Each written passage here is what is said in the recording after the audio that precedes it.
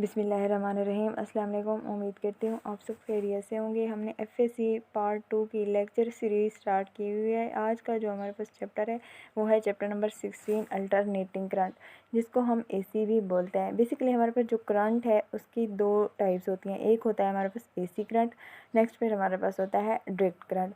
अब हमारे पास ये दोनों किस तरह की टाइप्स के करंट हैं ये देख लेते हैं। हमारे पास जो अल्टरनेटिंग करंट होता है वो एक इस तरह का हमारे पास करंट होता है जिसकी जो डायरेक्शन होती है वो चेंज होती रहती है, कभी क्लॉकवाइज और कभी एंटी क्लॉकवाइज। लेकिन हमारे पास जो डीसी करंट होता है वो ऐसा करंट होता है जिसमें डायरेक्शन चेंज नहीं होती, उसकी एक ही डायरेक्शन होती है, यानी कि यूनि डायरेक्शन होता है हमारे पास। सही हो गया। उसकी अगर अब वेव फॉर्म किस तरीके से बनेगी उसको देखें। डीसी के केस में हमारे पास क्या होगा, हमारे पास उसकी एक ही डायरेक्शन होती है, तो हमारे पास इस तरह से उसका एक साइकिल बनेगा। ठीक है, उसकी वेव फॉर्म हमारे पास कुछ इस तरीके से आएगी। क्योंकि हमारे पास ये एक ही डायरेक्शन में है, ठीक है, तो इसलिए हमारे पास जो उसकी वेव फॉर्म होगी उसमें जस्ट ये जो पॉजिटिव साइकिल है वो इन्वॉल्व होगा। सही हो गया। फिर हमारे पास आता है एसी करंट। एसी करंट की अब वेव फॉर्म की बात करें तो वो हमारे पास कुछ इस तरीके से होती है, पॉजिटिव नेगेटिव, पॉजिटिव नेगेटिव, इस तरीके से। सही हो गया। ये हमारे पास किस करंट की वेव फॉर्म है, अल्टरनेटिंग करंट की, जिसको हम एसी करंट भी बोलते हैं। यानी कि एक हमारे पास पॉजिटिव मैक्सिमम होता है तो नेक्स्ट फिर हमारे पास मिनिमम होता है। सही है। ये जो हमारे पास होता है, क्योंकि इसकी डायरेक्शन चेंज हो जाती है, कभी पॉजिटिव कभी नेगेटिव, तो इस तरीके से जब यहाँ पे होगा तो इसकी पॉजिटिव होगी और इस तरफ आएगा तो हमारे पास उसकी जो साइन होगा वो नेगेटिव होगा, क्योंकि वो हमारे पास जो डायरेक्शन है चेंज कर रहा है। नेक्स्ट हम इसकी एक डिफिनेशन है वो देख लेते हैं। वो कहते हैं the current which change its magnitude, यानी कि हमारे पास एक ऐसा करंट जिसकी जो मैग्नीट्यूड है वो भी चेंज होती रहती है और उसकी डायरेक्शन भी पीरियडिकली, ठीक है, वो भी चेंज होती रहती है, तो उसको हम बोलते हैं वो हमारे पास है अल्टरनेटिंग करंट। एक और इसकी डिफिनेशन है, वो कहते हैं alternating current is that which is produced by a voltage source whose polarity keep on reversing with time. यानी कि हमारे पास एक ऐसा सोर्स है जो कि वोल्टेज प्रोवाइड कर रहा है और उसकी जो पोलैरिटी होती है वो रिवर्स होती रहती है, चेंज होती रहती है, ठीक है, टाइम के साथ साथ। इसको हम नेक्स्ट फिर समझ लेते हैं इस बात को। यहाँ उसकी एक्सप्लेनेशन है, वो कहते हैं फिगर नंबर 1 को देखें। जहाँ पे अब हमारे पास ये जो फिगर नंबर ए है, ये वाली फिगर, इसको हमने देखना है। ठीक हो गया, सही है। इसको हम देख लेते हैं। वो कहते हैं the terminal A of the source is positive. यहाँ पे देखिए ये जो हमारे पास टर्मिनल ए है ये क्या है, पॉजिटिव है, और जो हमारे पास ये है ये हमारे पास क्या है, नेगेटिव साइन के साथ है। ठीक हो गया। इनके टर्मिनल ए जो है वो हमारे पास पॉजिटिव है और फिर हमारे पास जो टर्मिनल बी है वो क्या है, नेगेटिव है। सही है। अब हमारे पास ये जो टाइम है, टाइम इंटरवल है वो क्या है, हमारे पास 0 to 2 T/2 है। सही हो गया। जहाँ पे अब क्या होगा, हमारे पास जो करंट है उसकी डायरेक्शन क्या होगी, वो होगी पॉजिटिव से नेगेटिव, यानी कि इस तरफ से, यानी कि वो कौन सी अब हमारे पास मोशन कर रहा है, वो हमारे पास क्लॉकवाइज कर रहा है। सही है। क्योंकि हमारे पास ये एसी करंट है और एसी करंट कभी क्लॉकवाइज करता है और कभी एंटी क्लॉकवाइज। यहाँ पे तो उसकी जो मोशन है, डायरेक्शन है, वो क्लॉकवाइज है। सही है, क्योंकि पॉजिटिव से नेगेटिव की तरफ वो मूव कर रहा है। फिर अब यहाँ पे ये जो दूसरी डायग्राम है इसको देख लें। यहाँ पे हमारे पास क्या हो गया, ये जो ए था वो था नेगेटिव हो गया और ये जो बी है ये हमारे पास पॉजिटिव होगा, यानी कि हमने उसकी पोलैरिटी को चेंज कर दिया। तो हमारे पास जो डायरेक्शन होगी वो कौन सी बनेगी, जहाँ पे हमारे पास डायरेक्शन होगी पॉजिटिव से नेगेटिव, यानी कि यहाँ पे जो डायरेक्शन है एंटी क्लॉकवाइज। सही है। यहाँ पे उसकी डायरेक्शन हमारे पास कौन सी होगी, एंटी क्लॉकवाइज।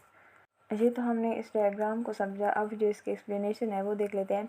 वो कहते हैं terminal A of the source is positive. वही बात होगी, हमारे पास जो डायग्राम ए थी उसमें जो टर्मिनल ए था उसको नाम दिया हुआ था हमने पॉजिटिव ए, और फिर हमारे पास नेक्स्ट जो बी था उसमें नेगेटिव था। सही है। It's remains so during a time interval 0 to 2 T/2, और उसका जो टाइम इंटरवल था वो कहाँ से, 0 से लेकर T/2 तक था। ठीक है। अब वो जब कहते हैं हमारे पास जो टाइम है वो अगर T/2 हो तो क्या होगा हमारे पास, वो कहते हैं the terminals change their polarity. अब हमारे पास यहाँ पे वो पोलैरिटी चेंज कर देंगे, जैसे कि डायग्राम ये जो बी है यहाँ पे उन्होंने किया था, पोलैरिटी चेंज हो गई थी ना, जो ए टर्मिनल है उस पर नेगेटिव आ गया था और जो बी है उस पर पॉजिटिव आ गया था। अब ये उस केस में जब हमारे पास जो टाइम है वो कौन सा है, T/2 है। उसने अपनी पोलैरिटी को चेंज कर लिया है। वो कहते हैं the terminal B of the source is positive. अब हमारा जो टर्मिनल बी था वो पॉजिटिव था with respect to terminal A के लिहाज से। और हमारे पास वो कहते हैं एट इट्स रिमेन्स, और वो इसी तरीके से रहेगा, यानी कि हमारे पास जो ए है वो नेगेटिव रहेगा और बी है वो पॉजिटिव रहेगा during our time interval to T/2 to T, यानी कि हमारे पास जो टाइम इंटरवल उस केस में होगा वो होगा हमारे पास T/2 से लेकर 2 तक। After which terminal A again become positive with respect to B. फिर हमारे पास क्या होगा इसके बाद ये जो टर्मिनल ए है वो क्या बन जाएगा, फिर से पॉजिटिव बन जाएगा, और जो हमारे पास टर्मिनल बी है वो फिर से नेगेटिव बन जाएगा। इस तरीके से उनका जो साइकिल है वो स्टार्ट रहेगा। इस सब का मकसद ये है कि हमारे पास जो पोलैरिटी है वो चेंज हो रही है। पोलैरिटी किसकी चेंज होती है, यानी कि हमारे पास जो एसी करंट है उसकी चेंज होती है। सही है, ये हमने उसकी एक्सप्लेनेशन देख ली है। नेक्स्ट हम चलते हैं। नेक्स्ट हमने डायग्राम्स को भी डिस्कस कर लिया है। फिर है टाइम पीरियड और फ्रीक्वेंसी। अब देख लेते हैं हमारे पास टाइम पीरियड क्या है और फ्रीक्वेंसी क्या है। टाइम पीरियड वो कहते हैं the time interval T during which the voltage source change its polarity once, यानी कि हमारे पास वो टाइम पीरियड, वो वक्त जिसके लिए हमारे पास जो वोल्टेज सोर्स है वो अपनी पोलैरिटी को एक बार चेंज कर ले।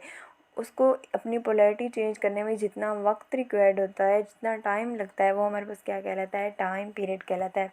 यहाँ डायग्राम में देख लेते हैं हमारे पास क्या है। पहले जो है ना ए पे पॉजिटिव चार्ज है, फिर हमारे पास बी पे नेगेटिव हो गया, ठीक है, और हमारे पास ए पे फिर नेगेटिव हो गया और बी पे पॉजिटिव, यानी कि अब पहले ए पे पॉजिटिव था लेकिन अब ए पे नेगेटिव हो गया दूसरी डायग्राम में। तो क्या हुआ, उसकी जो पोलैरिटी है वो चेंज हो गई, और इस पोलैरिटी को चेंज होने के लिए जितना वक्त चाहिए था, जो टाइम चाहिए था, वो उसका क्या था, वो उसका था टाइम पीरियड।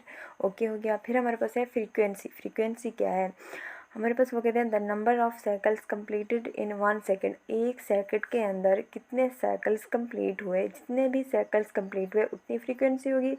अगर 2 साइकिल कंप्लीट हुए तो फ्रीक्वेंसी 2 हर्ट्ज़ होगी। अगर 3 साइकिल्स कंप्लीट हुए तो हमारे पास फ्रीक्वेंसी 3 हर्ट्ज़ होगी। अब ये समझ लेते हैं हमारे पास साइकिल किस तरीके से होते हैं।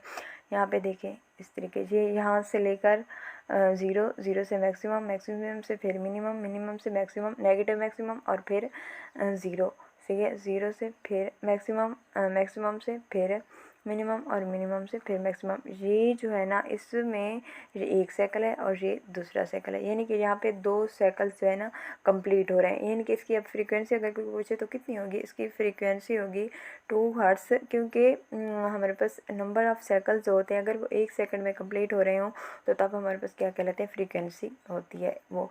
तो यहाँ पे ये जो है 1 सेकंड के अंदर 2 साइकिल्स कंप्लीट हो रहे हैं तो फ्रीक्वेंसी क्या होगी, 2 हर्ट्ज़ होगी। जो पाकिस्तान में एसी करंट यूज़ होता है उसकी जो फ्रीक्वेंसी होती है वो 50 हर्ट्ज़ होती है, यानी कि वो 50 साइकिल्स कंप्लीट करती है 1 सेकंड के अंदर, ठीक है। तो हमारे पास उसकी जो फ्रीक्वेंसी होगी वो फिर क्या बनेगी, अगर वो 50 साइकिल कंप्लीट करेगी 1 सेकंड के अंदर तो 50 हर्ट्ज़ होगी, ठीक हो गया। फिर हम चलते हैं, फिर हमारे पास है सोर्सेज ऑफ एसी, यानी कि हमारे पास जो एसी करंट है उसके सोर्स कौन से हैं। Okay, the most common source of alternating voltage is AC generator, यानी कि हमारे पास जो मोस्ट कॉमन सोर्स है वो कौन सा है, एसी जनरेटर है, ठीक है। जहाँ पे जो आउटपुट है वी एसी जनरेटर की वो किसी भी इंस्टेंट पे हमारे पास ये हो सकती है, V is equal to V0 sine 2π/T into T. यहाँ पे आप देख लेते हैं ये जो हमारे पास आउटपुट वी आया है इसकी वैल्यू ये किस तरीके से, हमारे पास एक फार्मूला होता है, वो होता है हमारे पास V is equal to V0 sine theta.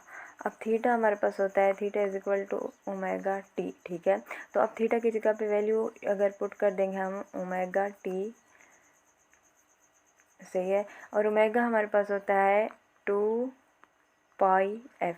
यहाँ पे अब ओमेगा को हटा के उसकी वैल्यू पुट कर देंगे 2πf स्मॉल, यानी कि फ्रीक्वेंसी।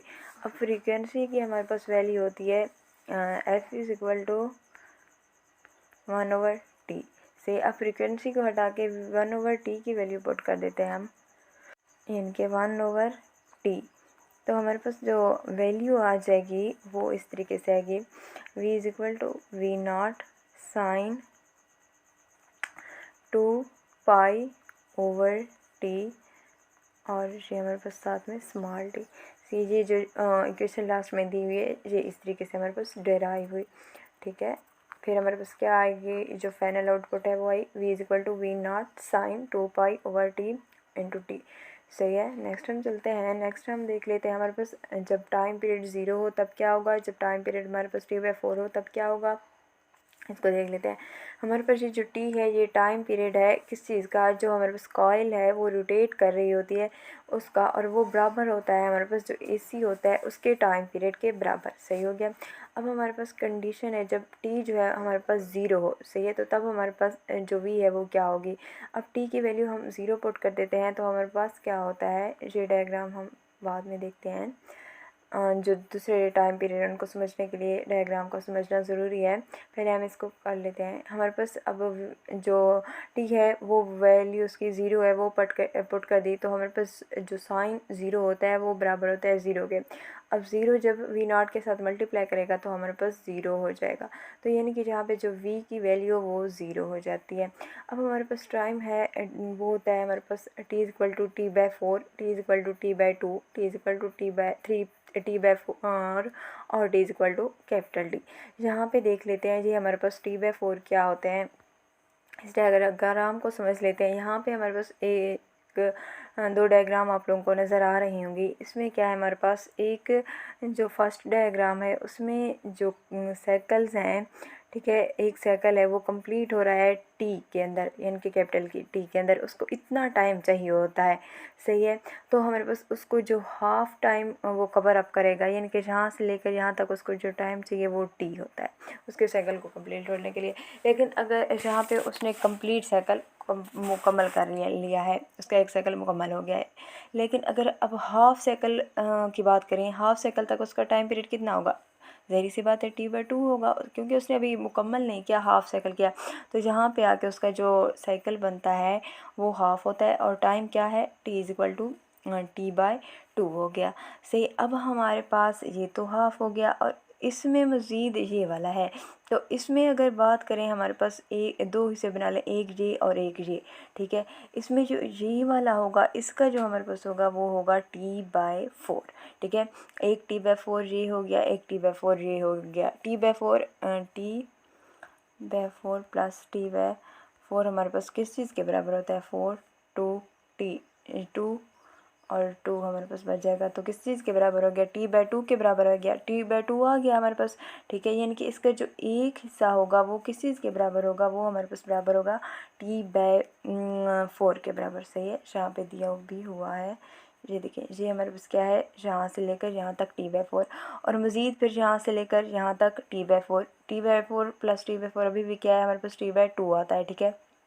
अब हमारे पास ये तो आ गया t/2, लेकिन जहाँ पर देखें ये हमारे पास क्या है, ये हमारे पास यहाँ से लेकर यहाँ तक t/4 आता है, ठीक है। और ये हमारे पास क्या है, t/2 है।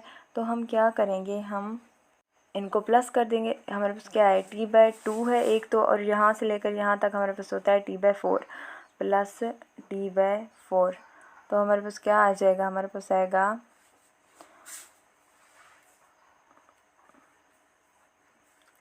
3t/4। सही है। यहाँ पे देखें जी हमारे पास क्या आ गया, 3t/4। अब ये वाला हमारे पास है 3t/4, और ये हमारे पास कितना है, t/4, तो 3t/4 प्लस t/4, तो हमारे पास क्या आ जाएगा, हमारे पास आ जाएगा 3t प्लस t, हमारे पास होगा 4t/4, 4 से कैंसिल और बच जाएगा t, यानी कि ये देखें ये हमारे पास क्या आ गया, जहाँ पे लास्ट में t आ गया, यानी कि उसको इतना टाइम पीरियड चाहिए होता है एक साइकिल को मुकम्मल होने में। सही हो गया। ये तो हो गया, हमने जो टाइम था उसको ड्राइव कर लिया है। अब हम उनकी वैल्यूज़ पुट कर देंगे। टी अगर हमारे पास t/4 के बराबर हो तो क्या होगा, उसमें वैल्यू पुट कर देते हैं, v=v0 sin 2π/t/4। यहाँ पे t जो है t से कैंसिल हो जाएगा, ठीक है, और 2 जो है 2 बन जाएगा यहाँ पे आके, तो हमारे पास आएगा π/2 जो हमारे पास होता है वो हमारे पास होता है 90 के बराबर, ठीक है। और साइन 90 हमारे पास बराबर होता है 1 के, तो हमारे पास क्या आएगा v equal to V naught. फिर इस तरीके से हमारे पास टाइम जो है t जो है वो है t/2। अब t/2 की वैल्यू पुट कर देते हैं, तो हमारे पास ये जो 2 है ये आपस में कैंसिल हो रहे हैं और ये भी t कैंसिल हो रहे हैं, तो हमारे पास पाई बच जाएगा। पाई जो हमारे पास होता है वो होता है बराबर 180 के। और साइन 180 हमारे पास क्या होता है, साइन 180 हमारे पास होता है 0 के बराबर। सही है। अब नेक्स्ट देख लेते हैं। नेक्स्ट फिर हमारे पास है t जब हो 3t/4 से, तब हमारे पास क्या होगा, जहाँ पे जो t है ये वाला t के साथ कैंसिल हो रहा है, 2 जो है ये 2 बन जाएगा, तो हमारे पास क्या बचेगा, हमारे पास बच जाएगा 3π/2। और 3π/2 हमारे पास बराबर होता है 260 के बराबर। ठीक है। और साइन 260 हमारे पास बराबर होता है -1 के, तो हमारे पास वैल्यू आएगी v equal to V naught negative sine. फिर हमारे पास है जब t जो है वो कैपिटल T के बराबर हो, तो तब क्या होगा। अब हम पुट कर देते हैं, वो है v equal to V naught sine 2π/2 और t। ये t के साथ कैंसिल हो रहा है, तो हमारे पास बच जाएगा 2π। सही है। और 2π जो हमारे पास होता है वो होता है 360 के बराबर। साइन 360 हमारे पास बनता है 0। सो जो हमारे पास यहाँ पे v की वैल्यू आएगी वो 0 होगी। सही है। आज का जो हमारे पास लेक्चर था वो यहीं तक था। Thank you for watching. अपना ख्याल रखिएगा। इंशाल्लाह फिर मिलेंगे नेक्स्ट लेक्चर के साथ। तब तक के लिए इजाज़त। अल्लाह हाफ़िज़।